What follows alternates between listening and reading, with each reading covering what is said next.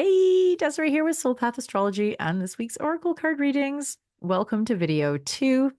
As always, I want to invite you, if you haven't yet, to please subscribe to the channel, like the video if you do find value in it, means a lot, and share with any friends or family you feel might find value. Without further ado, let's talk about card 2, the King of Swords.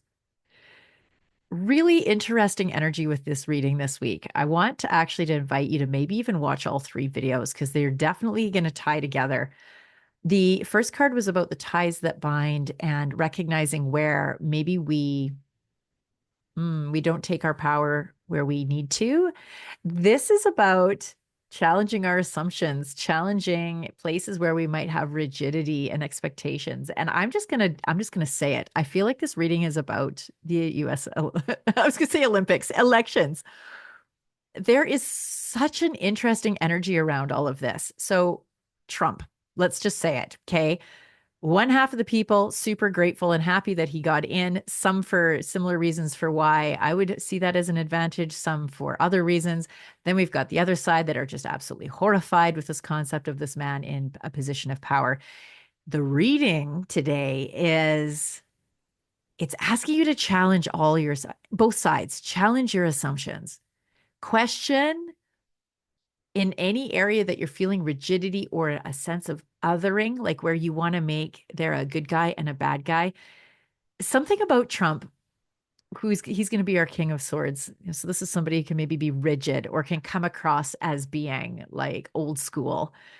He is just like a living, breathing example of the shadow side. All of these parts that we just want to exile out of ourselves, that we have a desire to just wiggle and squirm and say, not me. Like the thing about him is that he is just so crass. He is just so obviously himself that even when it would actually be in his best interest to not be so himself, he just is. And there's a gift in that. I want to draw our awareness into the possibility of the gift in an ugly truth, the gift in he's not putting on smoke and mirrors. He can't, even if he wants to. And yet, he isn't just a two-dimensional. Nobody is two-dimensional. It's not like there was a savior. The Democrats were going to save us or the Republicans are going to save us.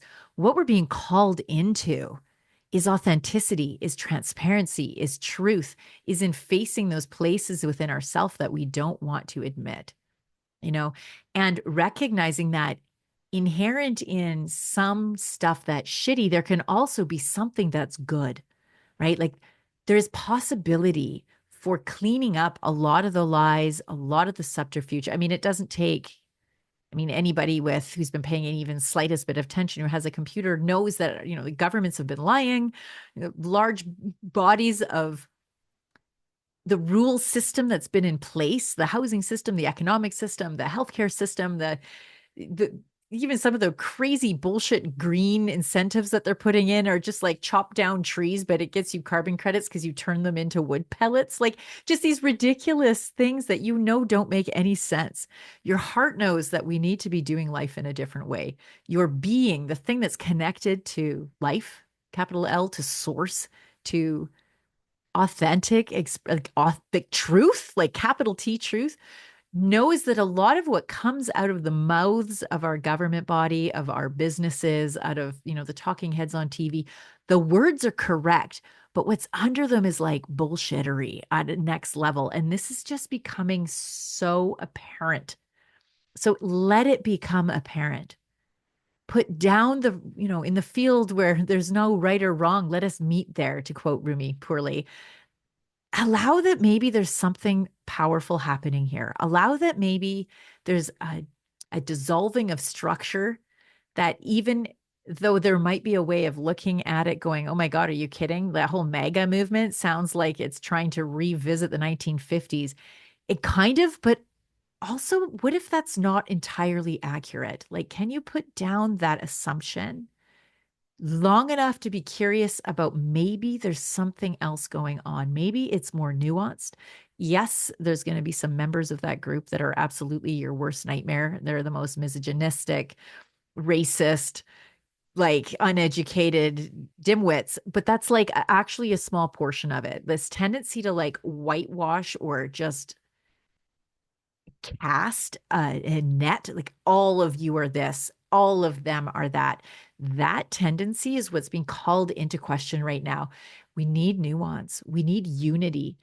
If you could put down that this guy's just the worst thing that could have possibly happened to the states for a minute and just briefly entertain the idea that maybe there is some possibility of good in this, that maybe this isn't a horrible mistake that the universe has made, but in fact, there's maybe something palpable in it. Maybe there's a sea change shift that's happening that's needed to break open and allow in some growth. Like if you imagine when a baby's goes like when a mother goes into labor to that baby, like, oh my God, it's the end of days. There's this crushing pressure. The environment that he's been in is just like utterly changed. And then there's this like, what the hell, this shoving and this pushing, and this just feels like super awful. And then all of a sudden, it's a whole new universe, like an entirely different everything.